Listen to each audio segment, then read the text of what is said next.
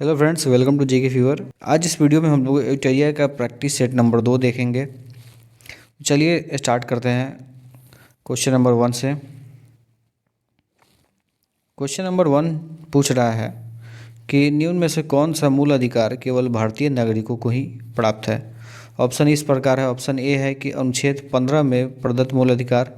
Option B अनुच्छेद 16 में प्रदत्त मूल अधिकार। ऑप्शन सी अनुच्छेद 19 में प्रदत्त मूल अधिकार, या डी उपर्युक्त सभी। तो इसका आंसर हमारा हो जाएगा ऑप्शन नंबर डी, उपर्युक्त सभी। भारतीय संविधान के आर्टिकल 15, 16, 19 और 29 और आर्टिकल 30 जो है सो केवल भारतीय नागरिकों को ही इनमें जो अधिकार दिया गया है वह प्राप्त है। चलिए चलते हैं नेक्स्ट क्वेश्चन पे। Question number 2। क्वेश्चन नंबर 2 बोल रहा है कि निम्न कथन पर विचार करें। पहला स्टेटमेंट है राज्यसभा के सदस्यों का कार्यकाल 4 वर्ष का होता है। दूसरा स्टेटमेंट है राज्यसभा के सदस्य के लिए कम से कम 35 वर्ष आयु होना आवश्यक है। तीसरा स्टेटमेंट है कि राज्यसभा अस्थायी सदन है, लेकिन इसके 1/4 सदस्य प्रति दूसरे वर्ष पद मुक्त हो जाते हैं। उपरोक्त कथन में से कौन सा कथन गलत है। इसमें से गलत स्टेटमेंट पूछ रहा है, कौन सा स्टेटमेंट गलत है। तो इसका आंसर जो है सो हमारा हो जाएगा 2 का आंसर ऑप्शन नंबर जो डी हो जाएगा। उपर्युक्त जो है सो सारा स्टेटमेंट हमारा गलत है, क्योंकि राज्यसभा सदस्यों का कार्यकाल 4 वर्ष नहीं होता है, वह जो है सो 6 वर्ष होता है। और राज्यसभा के लिए कम से कम 35 वर्ष आयु नहीं, वह कम से कम 30 वर्ष आयु होना चाहिए। राज्यसभा अस्थायी सदन है, लेकिन 1/4 सदस्य यहाँ नहीं हो जाएगा। 1/3 सदस्य जो है सो प्रति दूसरे वर्ष पद मुक्त हो जाते हैं। चलते हैं नेक्स्ट क्वेश्चन पे। नेक्स्ट क्वेश्चन हमारा क्वेश्चन नंबर 3 है। क्वेश्चन नंबर 3 में हमारा जो क्वेश्चन पूछा गया है कि धन विधेयक को राज्यसभा अधिकतम कितने दिनों तक रोक सकती है। ऑप्शन ए है कि 14 दिन, बी 30 दिन, सी 60 दिन, या डी 90 दिन तक। बताइए इसका आंसर क्या होगा। इसका आंसर हमारा हो जाएगा ऑप्शन नंबर ए, 14 दिन। और धन विधेयक को जो है सो लोकसभा में पेश किया जाता है। यह क्वेश्चन पूछता है एग्जाम में। नेक्स्ट क्वेश्चन पे चलते हैं। Question number 4। कोई व्यक्ति उच्च न्यायालय का न्यायाधीश नियुक्त होने के पात्र होगा जब वह स्टेटमेंट 1 है कि वह भारत राज्य के क्षेत्र में कम से कम 10 वर्षों तक न्यायिक पद धारण किया हो, या लगातार 10 वर्षों तक उच्च न्यायालय या न्यायालयों में अधिवक्ता रहा हो। स्टेटमेंट नंबर 2 है उसकी आयु कम से कम 35 वर्ष हो। उपरोक्त कथन में से कौन सा सही है। सही स्टेटमेंट पूछा है कि कौन सा होगा। तो इसका आंसर हमारा हो जाएगा केवल पहला स्टेटमेंट हमारा सही है, दूसरा गलत है, क्योंकि न्यूनतम आयु जो है सो आयु कम से कम, वो न्यूनतम आयु निर्धारित नहीं है, अधिकतम आयु निर्धारित है, वह 62 वर्ष होना चाहिए। ठीक है, अधिकतम आयु 62 वर्ष तक वो अपने पद पर बना रह सकता है। और यह आर्टिकल उच्च न्यायालय का आर्टिकल जो है सो 214 में दिया गया है। चलते हैं नेक्स्ट क्वेश्चन। Question number 5। वित्तीय आपात उद्घोषणा का अनुमोदन करने वाले संकल्प सदन के दोनों सदनों द्वारा कितने माह के भीतर होना चाहिए। ऑप्शन नंबर ए 1 माह, बी 3 माह, सी 2 माह, या डी 6 माह। इसका आंसर हमारा हो जाएगा option number 2, option number C 2 माह। और ये वित्तीय आपात जो है सो यह आर्टिकल जो है सो 360 में हमारा दिया गया है। चलिए चलते हैं नेक्स्ट क्वेश्चन पे। क्वेश्चन नंबर 6 हमारा नेक्स्ट क्वेश्चन है। भारत में पहली बार केंद्र सरकार के विरुद्ध लोकसभा में अविश्वास प्रस्ताव कब लाया गया था। ऑप्शन ए 1962, बी 1963, सी 1964, या डी 1961।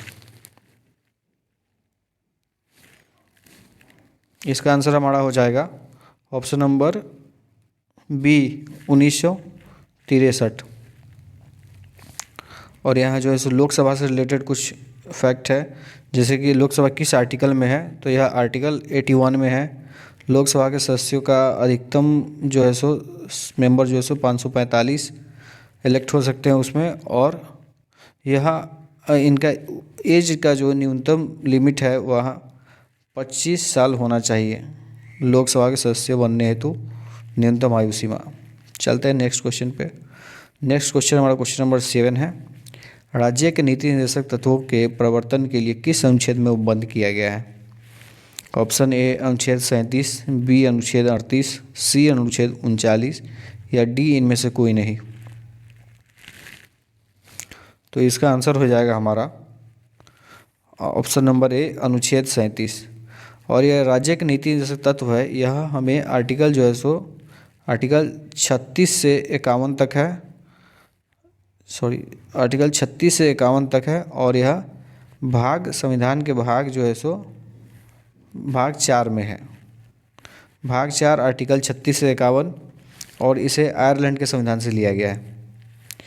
चलते हैं अपने नेक्स्ट क्वेश्चन पे। हमारा नेक्स्ट क्वेश्चन है क्वेश्चन नंबर 8। चेलैया समिति का गठन किस वर्ष किया गया था? ऑप्शन ए है 1987, बी 1991, सी 1992 या डी 1998। तो हो जाएगा हमारा ऑप्शन नंबर बी 1991। और ये जो समिति था चेलैया समिति, यह जो है सो कर सुधार से संबंधित है। नेक्स्ट क्वेश्चन है क्वेश्चन नंबर 9। क्वेश्चन नंबर 9 है, निम्न में से किस क्रांति का संबंध कोको उत्पादन या चमड़ा उत्पादन से है? ऑप्शन नंबर ए भूरी क्रांति, बी काली क्रांति, सी धूसर क्रांति या डी गोल्डन क्रांति। तो इसका आंसर हमारा हो जाएगा ऑप्शन नंबर ए भूरी क्रांति। ये धूसर क्रांति जो है सो यह उर्वरक से संबंधित है। काली क्रांति का संबंध पेट्रोलियम के क्षेत्र से है। और गोल्डन क्रांति है ये फल फूल और शहद के उत्पादन से संबंधित है ये। नेक्स्ट क्वेश्चन है क्वेश्चन नंबर 10। एक धन जो आसानी से विदेश से आता है लेकिन आसानी से चला जाता है, इसे इस प्रकार से जाना जाता है।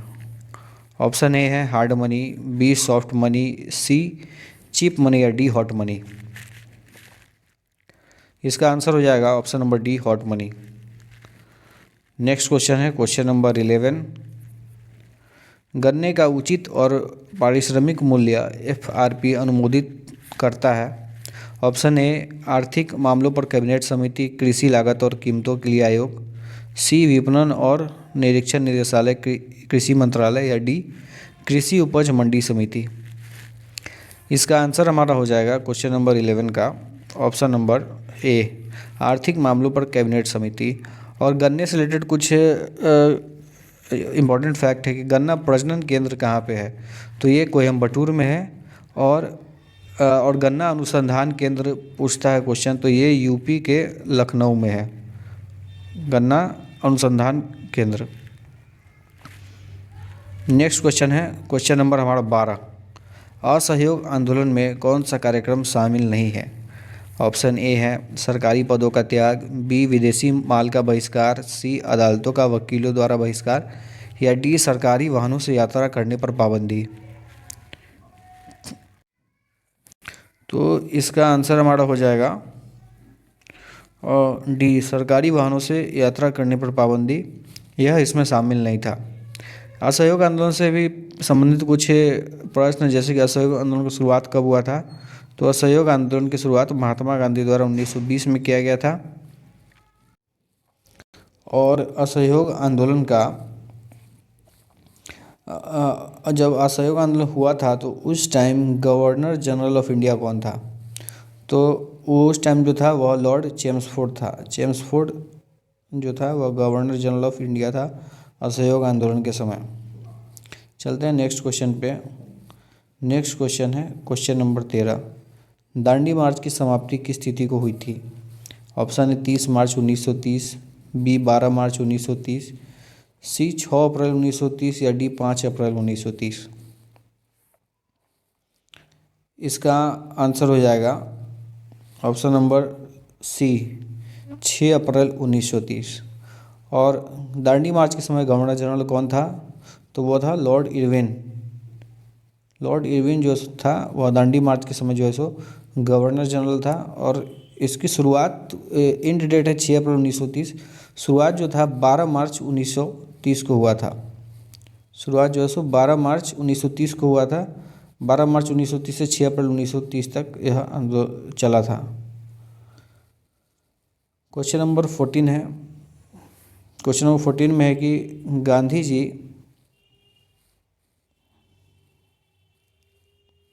क्वेश्चन नंबर 14 है, गांधी के जीवन काल में घटी निम्न घटनाओं का कालक्रम सही नहीं है।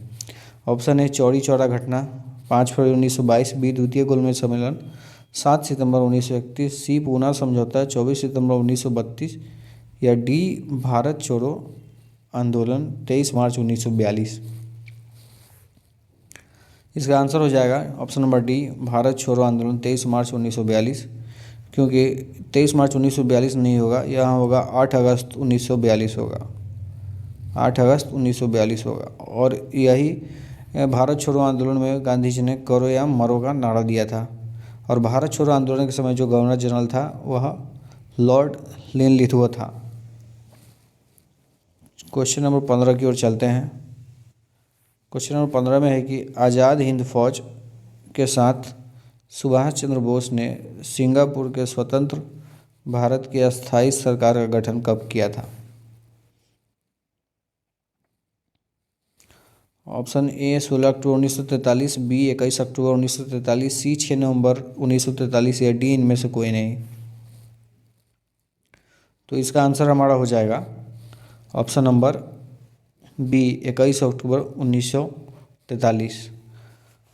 और सुभाष चंद्र बोस जी के बारे में क्वेश्चन पूछता है कि कांग्रेस का अध्यक्षता इन्होंने कब किया था, कांग्रेस किस अधिवेशन में। यह कांग्रेस का 1938 में अधिवेशन था। कांग्रेस का 1938 अधिवेशन में सुभाष चंद्र बोस जी ने जो है सो अध्यक्षता किया था।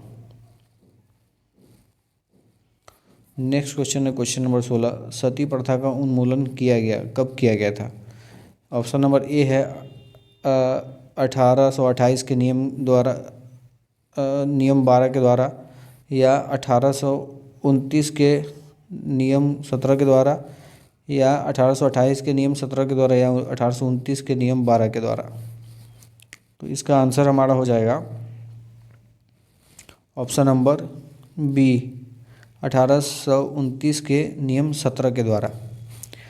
और उस टाइम जो थे हमारा भारत का जो गवर्नर जनरल जो था वो था विलियम बेंटिक था, और राजा राम मोहन राय के सहयोग से किया गया था।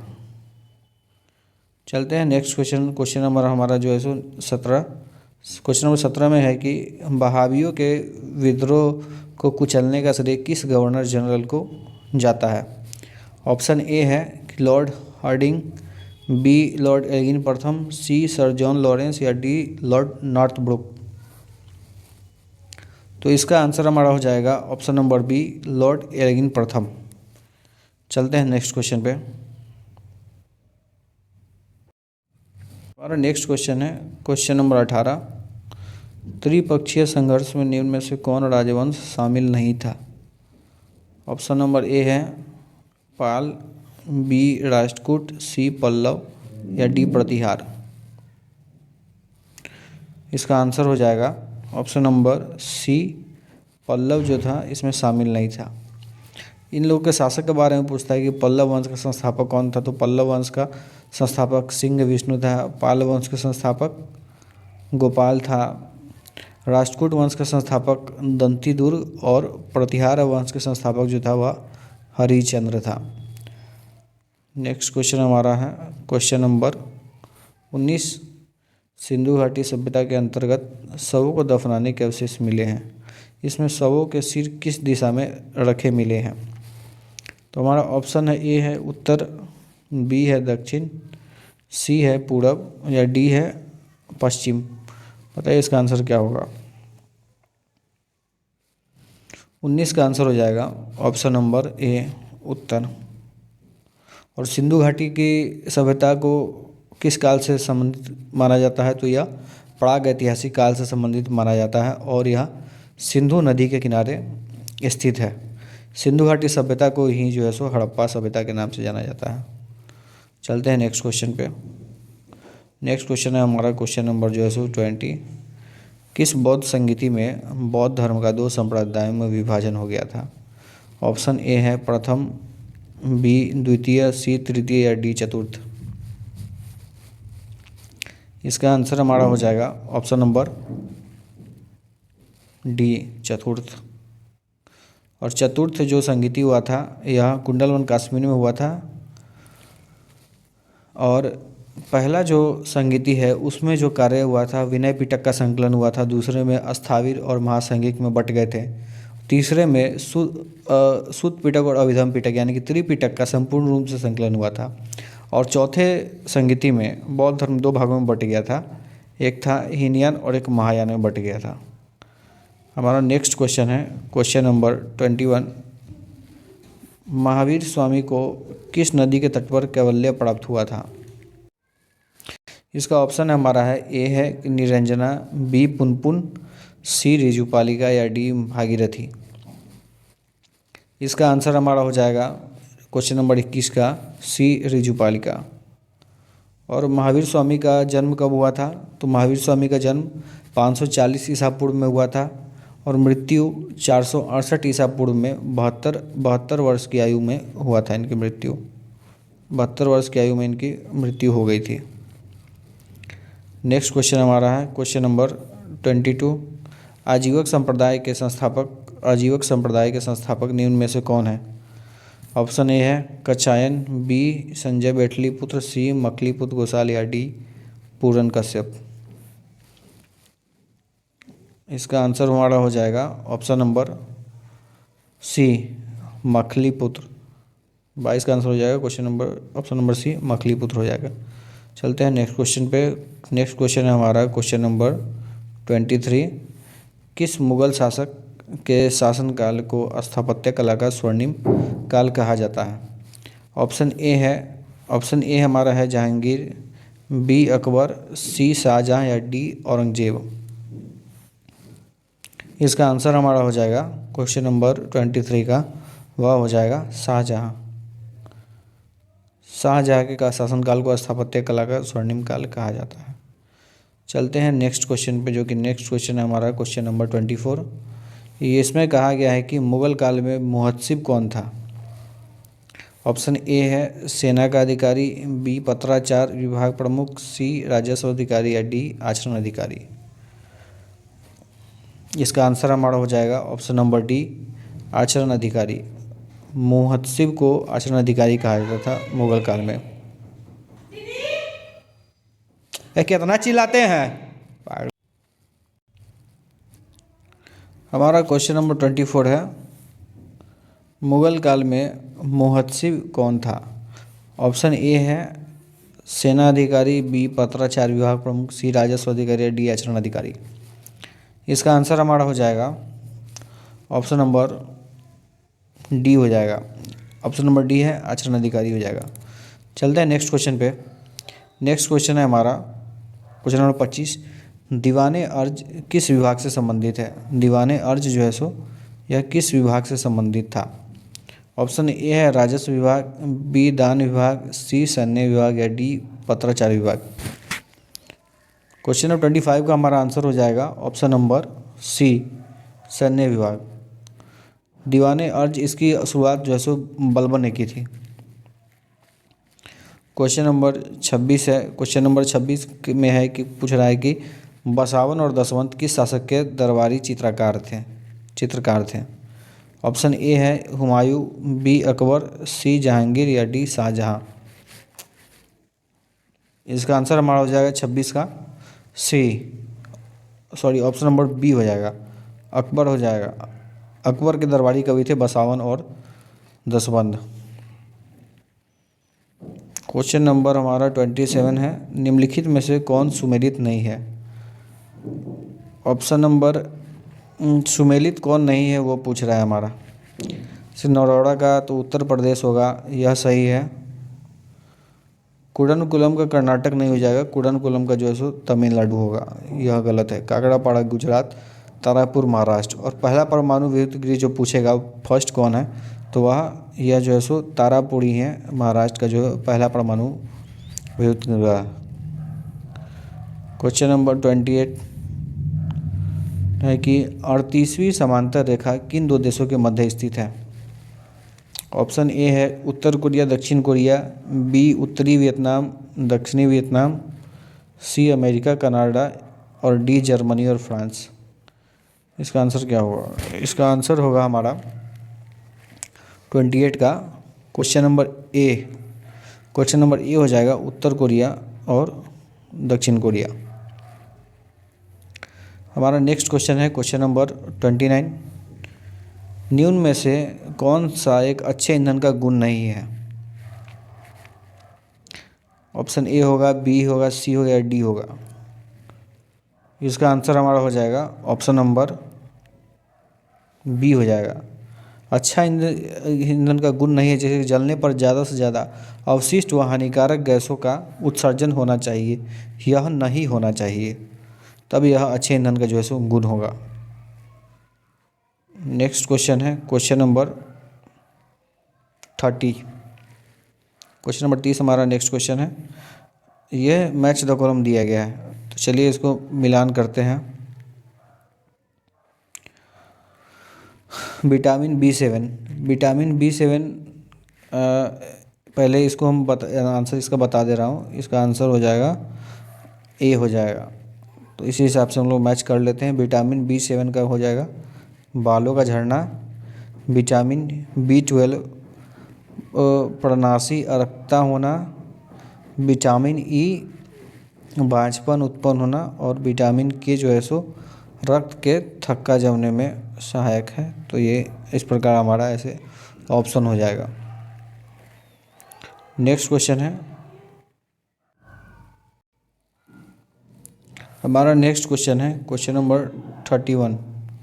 क्वेश्चन नंबर 31 है कि तारों के मध्य दूरी ज्ञात करने की इकाई क्या है? ऑप्शन ए है स्टीलर मील, बी है कॉस्मिक किलोमीटर, सी है गैलेक्टिक इकाई या डी प्रकाश वर्ष।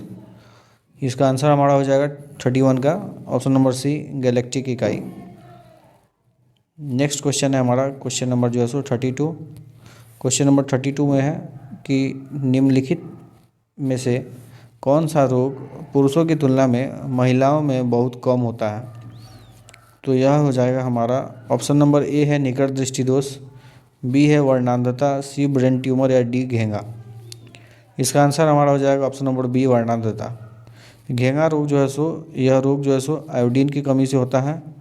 वर्णांधता जो है सो जेनेटिक है। और निकट दृष्टि दोष के बारे में जो है सो यह किस लेंस के दर्पण से मतलब किस लेंस के चश्मे से ठीक होता है? तो इसमें हम लोग अवतल लेंस के चश्मे का उपयोग करते हैं निकट दृष्टि दोष को दूर करने के लिए, जिसे मायोपिया भी बोला जाता है। क्वेश्चन नंबर हमारा 33 है। हीमोग्लोबिन जो है सो लाल रक्त कोशिकाओं के अंदर एक प्रोटीन है और यह निम्न में से किसका वहन करता है? ऑप्शन ए है oxygen, B carbon dioxide, C nitrogen या डी हाइड्रोजन। इसका आंसर हो जाएगा हमारा क्वेश्चन नंबर 33 का option number A oxygen. Next question है क्वेश्चन नंबर हमारा 34 में है कि किसी पदार्थ को एक अवस्था से दूसरी अवस्था में बिना तापमान में बदलाव के परिवर्तन होने के लिए आवश्यक ऊष्मा की मात्रा है, उसको क्या कहते हैं? संवहन कहते हैं, बी विशिष्ट ऊष्मा, सी विकिरण या डी गुप्त ऊष्मा। इसका आंसर हो जाएगा हमारा 34 का ऑप्शन नंबर डी गुप्त ऊष्मा उसको बोलते हैं। क्वेश्चन नंबर 35 है कि निम्नलिखित कोशिका अंगों में से किस में न्यूक्लिक अम्ल नहीं पाया जाता है? ऑप्शन ए केंद्रिका, बी हरित लवक, सी राइबोसोम या डी जीव द्रव्य।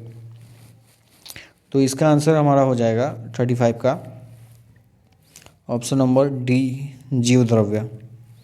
और हरित लवक है, हरित लवक केवल जो है सो प्लांट सेल में पाया जाता है, जंतुओं के सेल में नहीं पाया जाता है। क्वेश्चन नंबर हमारा जो है सो 36 है। 36 में है कि निम्न में से कौन सा विटामिन ए का अच्छा स्रोत नहीं है? पूछ रहा है कि नहीं है। ऑप्शन नंबर ए है मछली का तेल, बी पालक, सी जंतुओं के यकृत एवं गुर्दे या डी आम। तो इसका आंसर हो जाएगा हमारा ऑप्शन नंबर सी जंतुओं के यकृत एवं गुर्दे। नेक्स्ट क्वेश्चन है क्वेश्चन नंबर 37 है, मैच द कॉलम है। तो चलिए इसको मिलाते हैं। तो पहला जो हो जाएगा प्रतिरोध का हो जाएगा ओम, विद्युत प्रवाह का हो जाएगा एम्पियर, बल का न्यूटन हो जाएगा और पावर का यहाँ पे वाट हो जाएगा। तो चलिए मिलाते हैं। पहला का क्या है 4, दूसरा का 1, तीसरा का 2, 4 1 2 3, तो किसी ऑप्शन में है क्या? 4 1 2 3, 4 1 2 3। हाँ, ऑप्शन नंबर हमारा बी है, बी इसका सही आंसर होगा। नेक्स्ट क्वेश्चन में चलते हैं। नेक्स्ट क्वेश्चन है हमारा क्वेश्चन नंबर 38 क्वेश्चन में बोल रहा है कि धातुओं में सबसे कम घनत्व वाला तत्व कौन सा है? ऑप्शन ए है सोडियम, बी लिथियम, सी पारा या डी कॉपर। सबसे कम घनत्व वाला, जिसका डेंसिटी सबसे कम है, तो वो हो जाएगा लिथियम। और यही अगर पूछता है कि सबसे ज़्यादा घनत्व वाला, तो वो ऑस्मियम हो जाता। और सबसे क्रियाशील तत्व कौन सा है धातुओं में, तो वो पोटेशियम हो जाएगा। हमारा नेक्स्ट क्वेश्चन है क्वेश्चन नंबर 39। क्वेश्चन नंबर 39 है कि प्राकृतिक रबर के बारे में निम्न में से कौन सा कथन सही है? ऑप्शन नंबर ए, यह एक प्राकृतिक बहुलक है और इसमें लोचदार गुण होते हैं, तो हमारा ऑप्शन नंबर ए ही इसका सही हो जाएगा। देखिए, जो बड़ा बड़ा जो ऑप्शन होगा ना, उसको आप लोग पढ़िएगा, क्योंकि थोड़ा सा वीडियो ज़्यादा लंबा बन जाएगा, इसलिए डायरेक्ट उसका आंसर ही बता देंगे। इसका आंसर ए ही हो जाएगा। क्वेश्चन नंबर है 40 हमारा कि किसी तत्व का रासायनिक गुण निम्न में से कौन तय करता है? ऑप्शन ए है प्रोटॉन की संख्या, बी न्यूट्रॉन की संख्या, सी इलेक्ट्रॉन की संख्या, डी उपरोक्त में से सभी। इसका आंसर हमारा हो जाएगा 40 का ऑप्शन नंबर सी, इलेक्ट्रॉन की संख्या। अगर यहीं पूछता है कि भार, किसी मतलब कि तत्व का भार जो है सो वह डिपेंड करता है proton plus neutron. Proton plus neutron को अगर जोड़ देंगे तो वह किसी परमाणु का भार हमारा निकल जाएगा। क्वेश्चन नंबर 41 है, देवप्रयाग किन नदियों के संगम पर स्थित है? तो इसका आंसर हमारा यही हो जाएगा, ये भागीरथी और अलकनंदा के संगम पर स्थित है। नेक्स्ट क्वेश्चन है क्वेश्चन नंबर 42। निम्नलिखित में से किस राज्य से कर्क रेखा बीचों बीच गुजरती है? ऑप्शन ए है छत्तीसगढ़, बी झारखंड, सी मध्य प्रदेश या डी पश्चिम बंगाल। इसका आंसर हमारा हो जाएगा 42 का सी मध्य प्रदेश। और कर्क रेखा टोटल जो है सो भारत के 8 राज्यों से होकर गुजरती है। और कितने महाद्वीपों से होकर गुजरती है? तो वह 3 महाद्वीपों से होकर गुजरती है, जो कि है एशिया, अफ्रीका और नॉर्थ अमेरिका, मतलब उत्तरी अमेरिका से गुजरती है। भारत में यह 8 राज्यों से गुजरती है। पहले नंबर पे है गुजरात, उसके बाद राजस्थान, उसके बाद मध्य प्रदेश, छत्तीसगढ़, झारखंड, वेस्ट बंगाल, त्रिपुरा और मिजोरम। ये 8 राज्यों से होकर गुजरती है। क्वेश्चन नंबर हमारा 43 है। 43 में है कि निम्नलिखित में कहाँ सर्वाधिक जैव विविधता पाई जाती है? ऑप्शन ए है सवाना घास स्थल, बी टुंड्रा बायोम, सी उष्णकटिबंधीय वर्षावन या डी मैंग्रोव वन। इसका आंसर हमारा हो जाएगा 43 का सी उष्णकटिबंधीय वर्षावन। नेक्स्ट क्वेश्चन है क्वेश्चन नंबर हमारा 44 में है निम्नलिखित में से कौन सुमेलित नहीं है, ये पूछ रहा है। बांधवगढ़ राष्ट्रीय उद्यान, तो यह मध्य प्रदेश में है, यह हमारा सही है। रोहिला राष्ट्रीय उद्यान गुजरात, ये गलत हो जाएगा, ये गुजरात में नहीं है, ये यूपी में है। और बाकी सी हमारा सही है। बांदीपुर राष्ट्रीय उद्यान कर्नाटक में है, सिमलीपाल उड़ीसा में है, ये भी सही है। और टोटल नेशनल पार्क पूछेगा तो टोटल नेशनल पार्क की संख्या कितनी है? तो वो टोटल नेशनल पार्क जो है सो अभी तक भारत में जो है सो 106 है। 106 नेशनल पार्क है और सबसे ज़्यादा नेशनल पार्क एमपी में है। नेक्स्ट क्वेश्चन है हमारा क्वेश्चन नंबर 45। क्वेश्चन नंबर 45 में है कि निम्नलिखित में से कौन शीत महासागरीय जलधारा नहीं है? शीत महासागरीय जलधारा नहीं है, तो चलिए देखते हैं। ऑप्शन ए है बेंगुएला, बी हम्बोल्ट, सी लेब्राडोर या डी अगुलहास। इसका आंसर हमारा हो जाएगा option number D Agulhas. Agulhas जो है सो हिंद महासागर का है और यह गर्म जलधारा है। हम्बोल्ट जो है सो हम्बोल्ट प्रशांत महासागर का जलधारा है। बेंगुएला जो है सो दक्षिणी अटलांटिक महासागर का है। लेब्राडोर जो है सो उत्तरी अटलांटिक महासागर का जलधारा है और ये तीनों ठंडी है। हमारा नेक्स्ट क्वेश्चन है क्वेश्चन नंबर 46। निम्नलिखित में से किस नदी को दक्षिण भारत की गंगा कहा जाता है? ऑप्शन ए है Godavari, B Kaveri, C Vaigai, D Krishna. तो इसका आंसर हमारा हो जाएगा 46 का option number B, Kaveri. Kaveri को दक्षिण भारत की गंगा कहा जाता है और दक्षिण भारत की सबसे लंबी नदी बोलेगा तो वह है गोदावरी, जो कि इंडिया की सेकेंड लार्जेस्ट नदी है। भारत की सेकेंड है लेकिन दक्षिण भारत की पहली सबसे बड़ी नदी है, जिसका लंबाई जो है 1465 किलोमीटर है। नेक्स्ट क्वेश्चन है क्वेश्चन नंबर 47। क्वेश्चन नंबर 47 है। क्वेश्चन नंबर 47 में प्रशांत महासागर क्षेत्र में रिंग ऑफ फायर जो है सो रिंग ऑफ फायर किस लिए जाना जाता है? तो ऑप्शन ए है भूकंप, बी ज्वालामुखी, सी तूफान या डी जंगल की आग। इसका आंसर हमारा हो जाएगा ऑप्शन नंबर 47 का हो जाएगा ऑप्शन नंबर बी, 1 और 2। यह जो है सो भूकंप और ज्वालामुखी दोनों के लिए जो है सो जाना जाता है।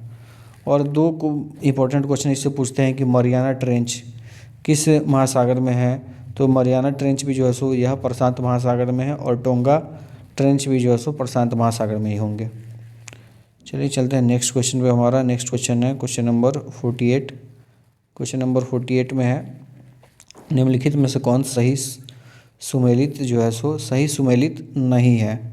ठीक है, तो आंसर हमारा जो है सो टाकलामाकन चीन, टकलामाकन हमारा चीन सही हो जाएगा यहाँ पे। थार भारत में है, अटाकामा चिली में है, गिब्सन अफ्रीका में नहीं होगा, गिब्सन जो है सो ऑस्ट्रेलिया में हो जाएगा, ऑस्ट्रेलिया में जाएगा। नेक्स्ट क्वेश्चन हमारा 49। क्वेश्चन नंबर 49 में हम देखेंगे कि क्वेश्चन हमारा है कि प्रतिरोधात्मक या घर्षणात्मक बेरोजगारी क्या है, वह को पूछ रहा है हमसे। पहला ऑप्शन है कि, तो इसका आंसर हम बता रहे हैं, इसका आंसर हो जाएगा option number C. Option number C हो जाएगा। ऑप्शन नंबर सी में है कि व्यवसाय, रोजगार और परिवर्तन की प्रक्रिया के दौरान श्रमिक व्यक्ति का कुछ समय के लिए बेरोजगार होना। कुछ समय के लिए बेरोजगार होना वह जो है सो प्रतिरोधात्मक या घर्षणात्मक बेरोजगारी कहलाता है। क्वेश्चन नंबर 50 हमारा है। क्वेश्चन नंबर 50 में है कि न्यूनतम समर्थन मूल्य एमएसपी के बारे में निम्नलिखित में से कथनों पर विचार करें। तो इसका आंसर हमारा हो जाएगा क्वेश्चन नंबर 50 का ऑप्शन नंबर सी। 50 का हमारा आंसर हो जाएगा सी, 1 और 2। सही उत्तर जो है 1 और 2 दोनों हो जाएगा। और एमएसपी के बारे में बताना चाहूँ कि तो एमएसपी का शुरुआत जो हुआ था एमएसपी का वह 1966 से 67 में हुआ था। और एमएसपी जो है सबसे पहले जो लागू हुआ था वह गेहूं के लिए लागू हुआ था, शुरुआत इसकी हुई थी। तो चलिए हमारा वीडियो यहाँ ख़त्म होता है सेट नंबर 2।